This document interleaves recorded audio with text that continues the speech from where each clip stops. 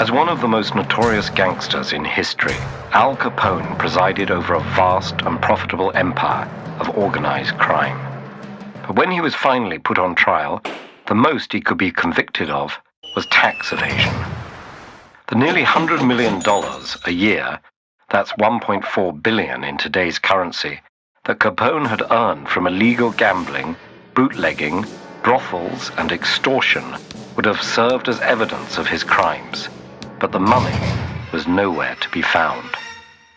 Capone and his associates had hidden it through investments in various businesses whose ultimate ownership couldn't be proven, like cash-only laundromats. In fact, those laundromats are part of the reason for the name of this activity, money laundering.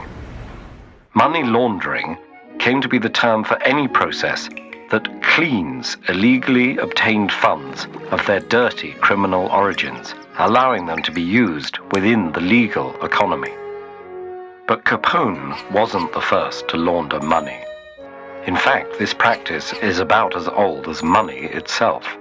Merchants hid their riches from tax collectors, and pirates sought to sell their bounty without drawing attention to how they got it. With the recent arrival of virtual currencies, offshore banking, the dark net, and global markets, schemes have become much more complex. Although modern money laundering methods vary greatly, most share three basic steps: placement, layering, and integration.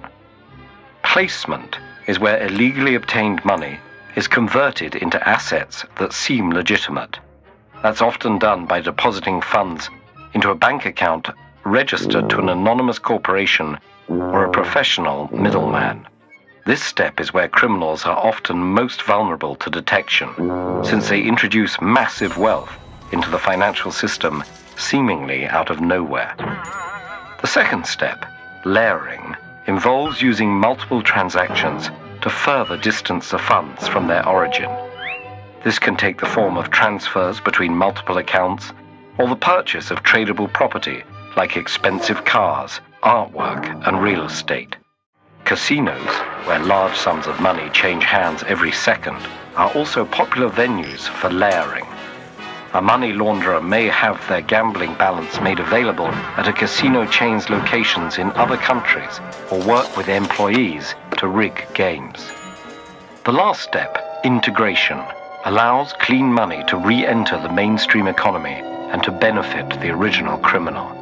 They might invest it into a legal business, claim payment by producing fake invoices, or even start a bogus charity, placing themselves on the board of directors with an exorbitant salary. Money laundering itself wasn't officially recognized as a federal crime in the United States until 1986. Before that point, the government needed to prosecute a related crime, like tax evasion. From 1986 on, they could confiscate wealth simply by demonstrating that concealment had occurred, which had a positive effect on prosecuting major criminal operations like drug traffickers. However, the legal shift has raised concerns involving privacy and government surveillance.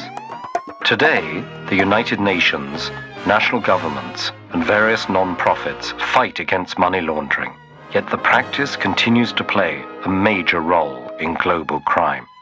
And the most high-profile instances of money laundering have involved not just private individuals, but major financial institutions and government officials.